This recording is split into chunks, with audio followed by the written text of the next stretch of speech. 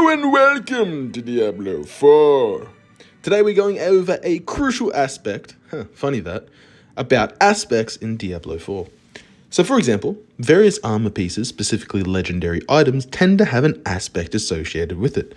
As you can see here, when hit while not healthy, a magical bubble forms, allowing you to negate damage. Blood mist triggers corpse explosion, etc, etc. There are various different aspects which can really elevate your game and change the way you utilize your skill tree. For example, this blood mist option here completely made me rework my skill tree around blood mist instead of corpse explosion, because I know a lot of builds utilize corpse explosion over it, practically just to increase DPS. But me, myself, not. Again, with decompose chaining up to 2 because of my scythe being this special scythe, I prioritized decompose over bone splinters, just because it tends to work better with my build and increases the DPS that my skeletal army can actually do, because there's an ability to in the tree which practically allows any enemy targeted with decompose to take an extra 10% damage. So this is a really good buff just to have to really, trigger your skeleton army into a high DPS state and just smash through those boss fights and dungeons with ease. So this is important. Again, this is an example of what I should show a aspect conflict. So you can see that it's grayed out here on the shield. And what this practically means is that there is an aspect of the same attribute class that is either better or the same as this one. So it pretty much just cancels it. So you can't stack 50 aspects, which maybe like adds an additional troop or causes this and that. As you can see here with my amulet, I'm actually able to spawn another 3 skeletal mages, which is massive. So from your base 3, I can actually spawn 6 now, which just adds to my army. And then some of the rings here that you're about to see, they actually have the ability to increase, which is the most important source for a necromancer, being your essence. And you can see there was a conflict there, but practically I can gain essence. Here's an example of one of the, aspects getting shown off. I wasn't paying attention much in this little fight with an elite. So I'm using an ability here and then they decide to spawn a trap and it almost destroys me, but my shield kicked in and popped. So that was really handy. So now where do we get or add these aspects and how do we get them? Well, in this case, we want to go over to the Demian and actually play around. So they're known as the oculist, and they allow us to imprint aspects but also extract aspects. In the case of imprinting aspects, we can gain aspects by completing the Codex of Power, which are practically aspects that you get from completing dungeons. These can tend to be class specific, but again, you can complete the dungeons which you choose to complete.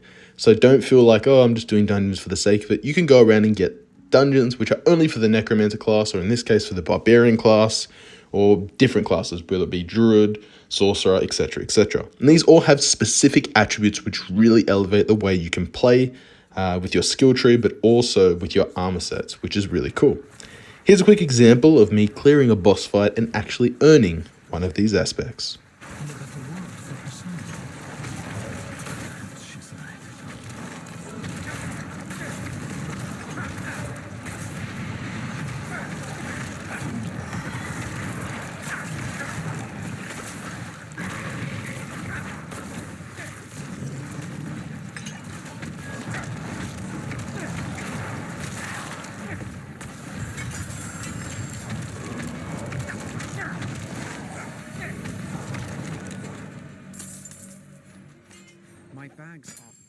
So now that we know how aspects can be earned, we can also modify specific armor sets. So if you have one that has more armor, you can actually modify this to be a legendary item from a rare state.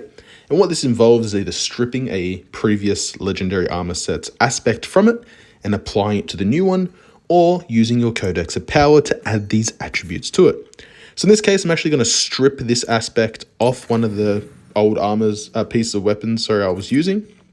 And you can see once I've stripped it, it actually destroys this piece. But we are then able to apply this aspect to any armor type, whether it be armor, weaponry, two-handed weaponry, an amulet, or ring. So this is really handy if you want to transfer aspects between things. Keep in mind though, once you do strip it from a piece of armor, you're only able to use this aspect once, and it cannot be further stripped again and then reapplied. So you only have really a one shot with this. But in this case, I am going to apply this to this new piece of armor just because it does also have 2 gem slots, which I'll explain in another video but it'll also allow me to pretty much just get a little bit more of a buff with the armor I currently have. So as you can see, it does cost money to imprint an aspect, and you can see how it goes from a rare item to a legendary item at the cost of some of the materials, which you can get just from simply breaking down or salvaging your rare items that you don't need. So as you see, I swapped this over here, and then there's going to be a few other things where I just touch it up with some gems in a second. Then again, I'm going to also upgrade this ring. It just has a few other elements to its base stats, which I find really handy. And I'm also going to put the decompose on this. Why? Because this allows me to use other aspects which would have previously been stuck or had conflicts and wasn't able to actually be activated onto different weapons. So as you can see with the scythe I have there, I'm actually running, instead of the decompose that was previously on my weapon, a increase of 56% damage to my skeletal army over a period of time, which is massive when it comes to these fights. So what I'm going to do is practically swap this ring out for the new ring and give it this decompose buff, which allows me to maintain the decompose power chain while also having this 56% damage boost from using the dual-handed scythe. Again, it's also important to check over the Codex of Power and just see what you do have. There are some various other ones like 10% basic skills increase or damage, and these can tend to be handy if you need that little extra nudge. But as you can see, I've added this to the ring, which gives me a legendary ring, and have added it to my skill tree. You can see now that we're actually really diversifying the aspects on our armor set as compared to the beginning of this video. So it's always important to allow for each aspect to actually be able to be shown or utilized within your armor, whether it be separating them into different classes or extracting it and applying it to a new weapon. As you can see here, I'm just putting some of these basic gems, I guess I can say in quotations, because I'm actually adding chipped skulls to the armor, which allows it to have a little bit more of a boost too, which I can explain in another video, but practically just allow me to have a passive regeneration of health.